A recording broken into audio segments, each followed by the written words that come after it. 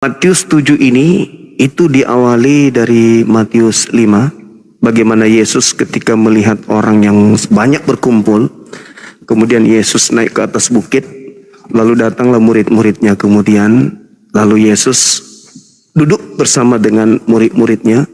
Yesus mengajarkan kepada mereka konsep keberagamaan.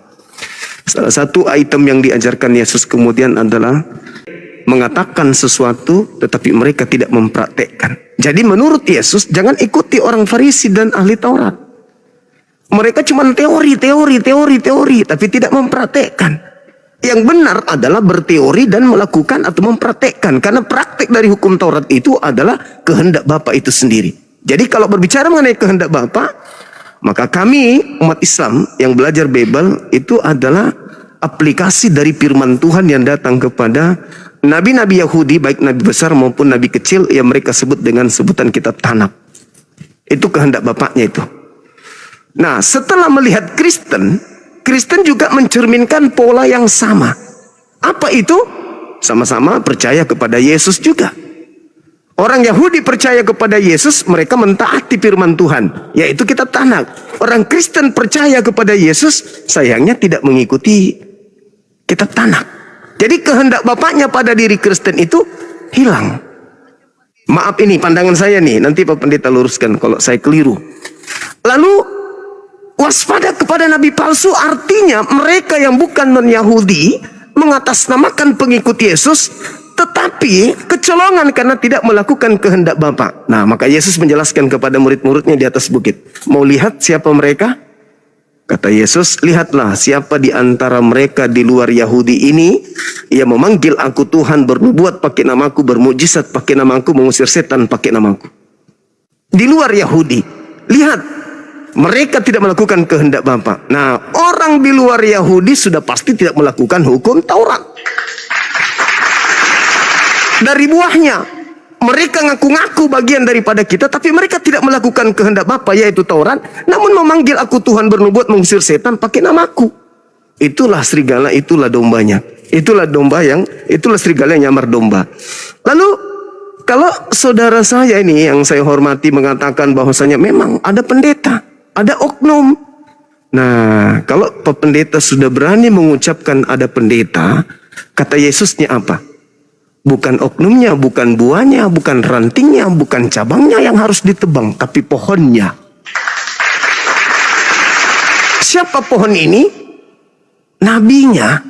Nabinya yang harus ditebang dan dilemparkan ke dalam api neraka. Dengan demikian, pendeta seluruh. Misalnya nih, ada sebuah batang ditebang, ada buah busuk, ada yang masih bagus, dan ketika ditebang semuanya akan hancur. Maka pendeta-pendeta kalau sudah ditemukan ada yang tidak melakukan kehendak Bapa, bukan oknumnya doang, tetapi batangnya, kata Yesus, batangnya harus ditebang dan dilemparkan ke dalam api neraka. Itu sekali lagi saya katakan, itu saya katakan sebagai seorang penggiat apologet yang mengkaji Bible. Ya, terlepas saudara Kristen saya mau percaya atau tidak, itu tanggapan saya sebagai seorang Muslim. Tidak mesti harus Anda percayai, tapi silakan Anda renungkan dan pelajari Bible itu dengan seksama. Karena ini adalah hal yang bercerita tentang rumah tangga Yesus dengan murid-muridnya. Bukan Kristen sebagai pemain di situ.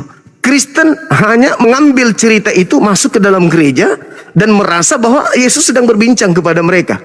Tidak. Yesusnya sedang berbicara dengan Bani Israel di atas bukit ketika orang-orang banyak lagi berkumpul.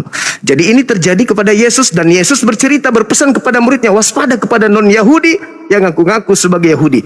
Karena yang disebut domba berdasarkan data Yeremia 50 nomor 17, yang dimaksud domba itu adalah keturunan Yakub.